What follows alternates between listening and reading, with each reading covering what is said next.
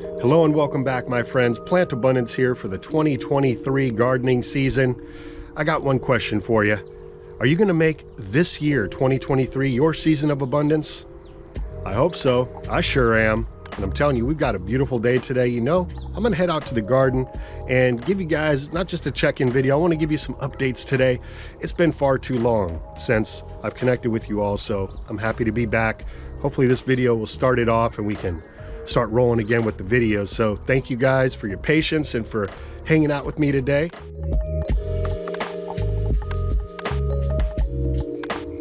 We do indeed have some beautiful wintertime weather today. Clear skies, sunshine, and although we did get down below freezing last night, things have held up very nicely. I'm not doing any plant protection at this time. You can see here we've got some tree collards and tree kales just booming with some new growth here. Pretty much every one of these perennial greens has a slight difference to the leaf structure. Some of them are rigid, some of them are flat, some are purple, some are green. But one thing they all have in common, they're delicious and nutritious. And we've been taking in a whole bunch of them right now. Because we have so many growing, I'm able to spread out my harvest, pick a little here, a little there. So you never can really tell that I've been harvesting from these plants. They always look nice and full. There's another patch over there.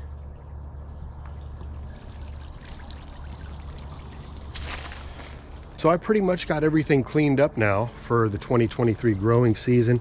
We're ready to just keep plugging in new varieties of plants, get some annuals going, some in-ground veggies and such.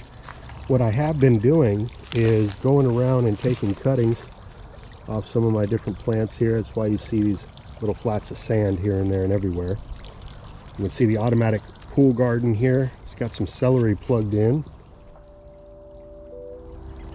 I'm working on a new garden bed right here towards the middle of the design, and the fruit trees are now just starting to open up and pop. Try to give you some close-ups towards the ground here. Kumquat tree just loaded down with fruits this year. They're perfectly ripe right now, hitting the ground. We got an abundance from the pineapple guava tree this year once again. Some leftover fruits there towards the ground. All the fruit trees have been pruned and everything's rearing to go.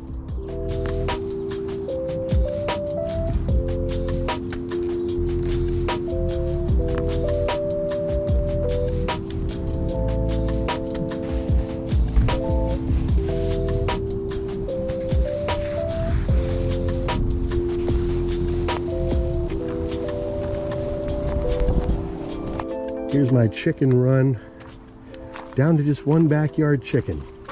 She's going on 13 years old now, and that would be Matilda Jean.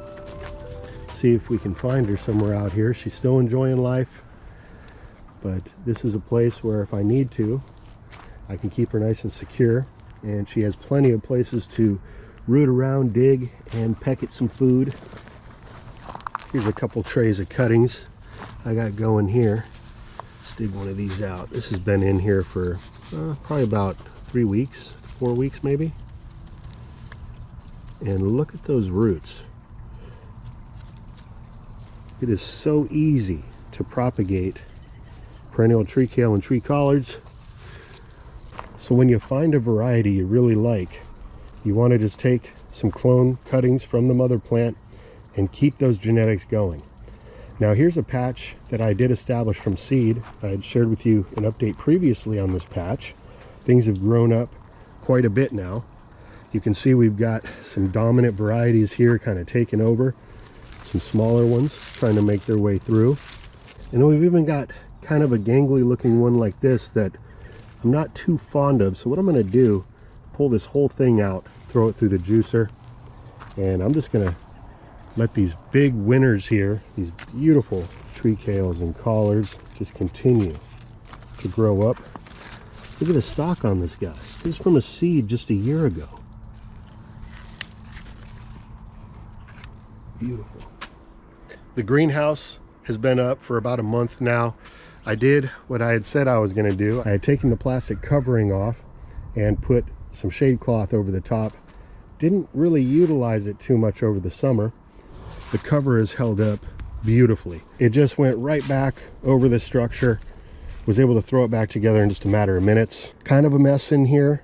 Do need to get in here and straighten things out and start a whole bunch of seeds. So stay tuned for that. I put down this weed block fabric all around the greenhouse and also throughout some of my different pathways. I really love this particular fabric. You know, during the rainy season, if I don't have a fresh layer of wood chips down, there's areas that can get really mucky. So putting down this fabric here allows me to keep things nice and clean, keep my boots clean, also keeps the dogs' feet clean when they're running in and out of here. I got a pile of different prunings from the garden that I'm working on getting out of here. And over there we've got the soil compost making station. Got a little umbrella protecting it for now, but I'm about to get busy on that. And I've got these 2 raised beds here ready to go. I will be plugging in some plants here real soon. Here's another update for you. Here are the fabric planter pots that I turned into concrete pots using a quick and easy technique, which I illustrated in a previous video. Check down below in the links if you want to watch that. But want to give you an update. These pots are completely solid. There's no cracking anywhere on them. And I just kind of grew a hodgepodge of plants last year. You can see we've got onions popping up. There's some cilantro, just volunteer stuff still coming up. But I'm going to be planting some things in these as well. But this is really a cool technique for creating a concrete planter that's going to last many, many years and give you the aesthetics maybe you're looking for.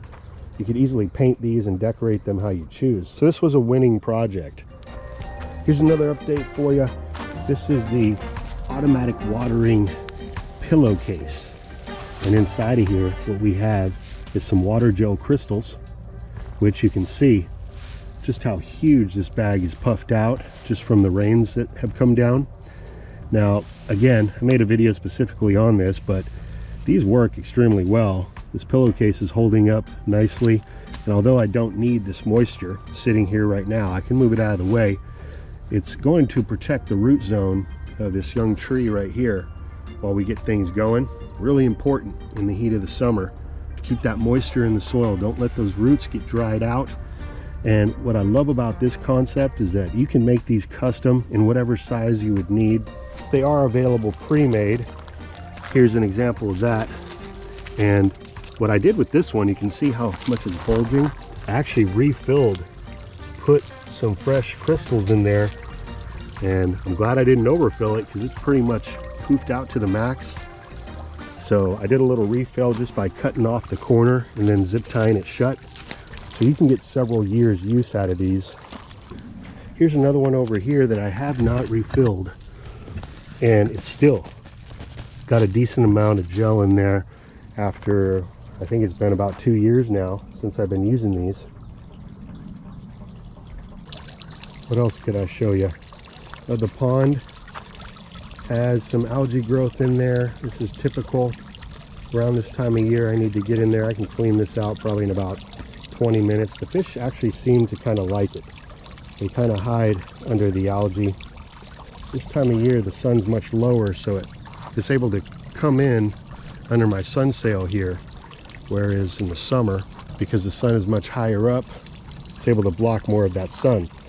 It's good to get the sun in right now because it's warming up the water, but it does create that algae growth. I've got several new additions this year to the food forest. A couple miniature peach trees here. This one's looking real nice, budding out beautifully. I did treat my backyard food forest this year, all the fruit trees, with some copper fungicide and neem oil to protect it from disease and insects like aphids, which has proven to be quite valuable, an investment to make sure that I'm getting the most out of my garden design, and it's all organic. So I do encourage you to do what you need to do to keep your fruit trees healthy and abundant. Look at this fig tree. We've still got some oranges hanging on the Valencia and the Washington navel that have been on the tree for well over 6 months.